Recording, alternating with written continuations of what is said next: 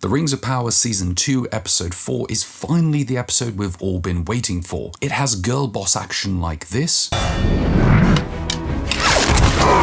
Finally some high octane scenes involving vagina hobbits. And some dumbass elves who need to deliver an urgent message but do so on foot, not riding a horse, not taking the eagles. But before all of that excitement, we find ourselves in Lindon, the elven city of passive-aggressive chit-chat. Trust? Me? Are you certain that's wise, Commander? And to me, this looks like these two have been married for an eternity already. Hold up. Let me just stop right there 1 minute into the show. So they've lost multiple messengers en route to Eregion, okay? We've already established that. I need an archer, 2 swordsmen. I trust you can recommend a set? And they think all they'll need is an archer and 2 swordsmen. Like they already know that their kinsmen have already been killed, but nope, just 3 extra men. 3 men, that's all we need. Then we have these lovely aerial shots, very Lord of the Rings-esque, and in fact, I have to say, I would prefer these shots for 8 hours than anything that we've seen in the Rings of Power so far. And alas, they've come to a dead end. Well, we see this all over London, roadworks on this road, it's blocked, can't go there. This is the work of Sauron. I think it's probably the council, but yeah, tomatoes, same. Dopey Elf suggests going south through the hills. Well, we'll see how that turns out. There is evil in those hills. There is autism in this woman, and what's up with her line deliveries? So they end up going south anyway. Speaking of autism, Gandalf the Grey Pubes runs into Ginger Pubes here. You could literally play Skyrim music over the dialogue for the next 10 minutes and everything would make sense. Meanwhile, our vagina hobbits, who should be dead meat, because they were sucked into a, bloody tornado, they're not, they're just... What are you doing? What are you doing? Nothing. Me? Just hanging around. Oh no, what's this? Someone's here to get them. Great. Action scene in 3, 2, 1.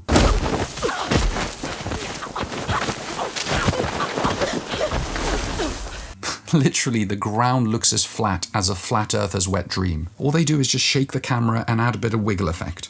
I know it's just a shitty minor scene, but how the hell do you fuck up a scene like this where it just involves people rolling down a hill, using terrible cuts and not even using a real hill? $1 billion, but can't even shoot a scene where some sandy vagina hobbits fall down a frickin' hill. I think we lost them. What the hell are you talking about? Who are you talking to? What the fuck, you rolled down a 2-foot mound? How is that dialogue even making any sense? They've not just entered Narnia or rolled down fucking Mount Everest. Oh yeah, look, it's a new character. Yeah, sure, just pop them in. Looks like we've moved a lot of characters' story arcs around, so yeah, just add in another one. I'm Poppy. Oh great, I knew what the side quest was missing, interracial romance. Well, thank God we've got that now. Should we just add in some sprinkling of lesbian threesome love going on as well? Maybe one of them joins OnlyFans to empower herself or something, selling maybe filthy hobbit feet? I'm just saying, that may be interesting for the plot. Okay, they're going to this hobbit creature's village. I wasn't really paying attention.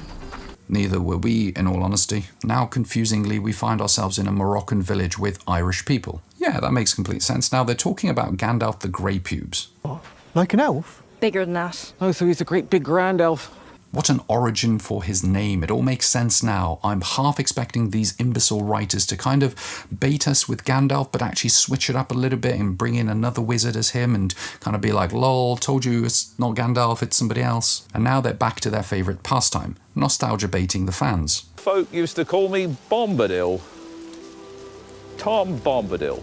I don't know, Tom, I think the Russian version of Lord of the Rings did it better anyway. They had this majestic, giant-looking man. Полегче. Я Том Bombadil, здешних мест хозяин. They also had Legolas as a Lego lady, and Gollum as kind of like a cabbage creature thing. The Russian Lord of the Rings is probably the funniest and weirdest thing I have ever seen. I'll put a link at the top. Somebody out there with you? Is no one else here with you? You're here? That is, I think you are. Yes. Some more pointless chatter between these two until Tommy Boy tells him his mission is to defeat Sauron and the Dark Wizard. Well, that was the most underwhelming introduction to a character I have ever seen. We spend 10 minutes of just pointless dialogue. And back to our urgent message brigade. Wow, for obvious reasons, they've left their horses and brains at home as they wander the burrows and casually just chat away like it's a fucking fun day at Disneyland. This whole scene is just ridiculous. From the Pirates of the Caribbean CGI looking creatures to this. Don't let go! Blandriel just letting this guy get murdered seconds before he pleads for her not to let go, before everyone decides to get together for the Avengers pose for the, trailer kind of thing. Gotta get your priorities right. Meanwhile, everyone's looking for Theo and Arendir, who once stepped out of the Year Award, comes up with this. Come, all of you, we move on.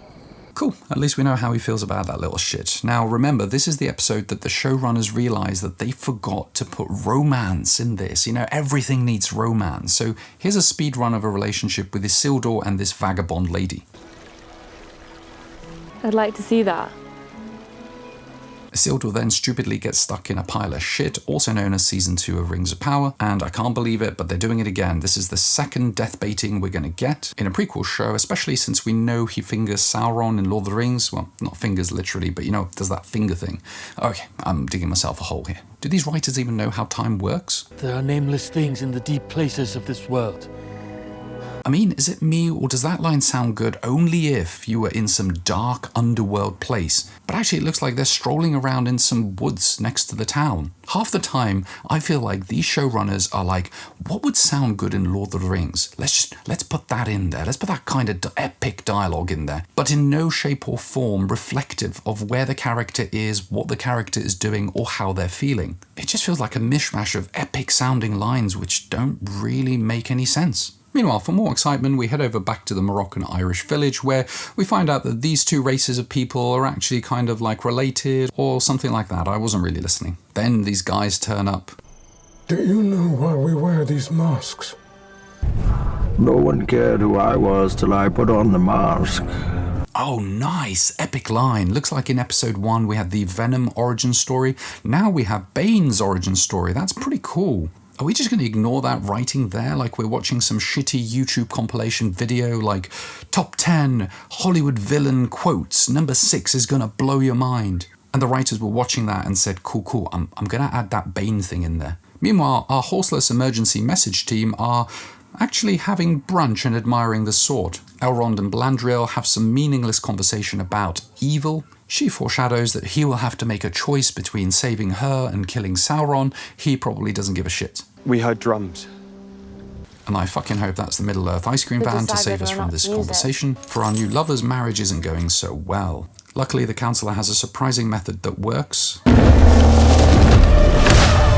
And here, ladies and gentlemen, we have nostalgia baiting number 2. Because adding Tom Bombadil wasn't enough, here are some Ents for you too. Look, I'm going to say something really controversial here. The last thing this boring ass show needs are slow talking Ents. I love them. But I'll tell you this, every few years we do an extended edition Lord of the Rings marathon, back-to-back, 4.5 hours, whatever it is, each movie. And every time, deep into the Two Towers, it's the Ents part that almost defeats me. My eyes are sleepy and I'm about to fall asleep. And then the Ents part starts and it just kills me every time. I'm just saying, just a terrible idea to add them into this boring-ass story already. So the Ents find Theo and our on-off again relationship is back on. Fantastic. Ah, look at them. They look so sweet. I thought you... So did I. Okay, we are defo speedrunning this one. Like, the one thing you're actually supposed to take your time with is how people fall in love, the complexities of love, relationships. These two 40-year-old virgins have just tried to speedrun it like it's a side quest. I bet they finished writing the script and were like, yeah man, we nailed this love story. We're fucking good. Here, touch my penis. Meanwhile, it turns out there's no actual ice cream van, but Adar and his orcs are marching around, or Eregion or something. Even the characters within the story are bloody puzzled by this god-awful plot. We came in search of Sauron.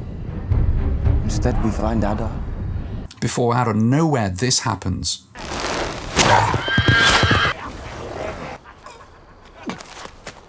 Let me get this straight. We have the elves on top of a ridge overseeing all this army shit. Then a group of orcs who are chasing a horse in the forest shoot at the horse, but at the same time the elves are somehow just behind the horse, so they kind of miss the horse and this dopey fuck gets hit. Bro, what are you talking about, man? By an unintentional arrow. And elves, being the kind that are nimble and have heightened awareness like hearing and vision, didn't see these orcs or anything. But no, the dude gets hit like a stiff turd, and just in time for Blandriel to save him with her magic shoo-shoo magic. And while the orcs are just completely oblivious to this whole situation. And now, ladies and gentlemen, what you've been waiting for, some girl boss action. She takes off her marriage ring, gives it to Doogie Howser and says, "Go, you take this to Linden. I'm going to have a single ladies' night." While she's single-handedly going to fight all of the orcs, the number of U-turns these characters make in these first few episodes is mind-bending. You'd think that they live in Milton Keynes or something. But she single-handedly defeated half of that group of orcs, got the horse as well. I mean, why should Elrond even go to Linden? She could just single-handedly defeat the whole army and just be done with it. These are elven lands. Go back to the shadow. And just in time for an Amazon Prime ad, these facial expressions were sponsored by Botox. And then Adar snags her, "Wow, I'm so excited for episode 5. I'm just like, can't wait." Well, this episode gives me the cringe, and it gives it to me raw because it's so bad. It's the stupidity of the horseless urgent messenger to the shitty roly-poly action scenes, moronic writing throughout, and dull as a doorknob nostalgia baiting. It's ridiculous. Even for like much-loved characters I'm sure a lot of people were looking forward to, like Tom Bombadil. Like, it just is dull. It's just terrible. It's just lackluster appearance. It's kind of like, okay, mate, off you go. Don't want to see you again. Honestly, this episode has been one of the worst I've seen in either seasons. It's pure nostalgia baiting, no actual progress in the plot. People are running around in circles acting like absolute fools. Then, of course, to top it all off, you've got your beloved girl boss telling the men to just carry the shopping and take the rings home while she chews bubblegum and kicks ass. And guess what? She was all out of bubblegum that day. Now, if you enjoyed this, click on the next video because you'll love the Russian version of Lord of the Rings. I've put all the best parts together. It's actually funny and less infuriating than this pile of shit, and they actually did Tom Bombadil much better than this.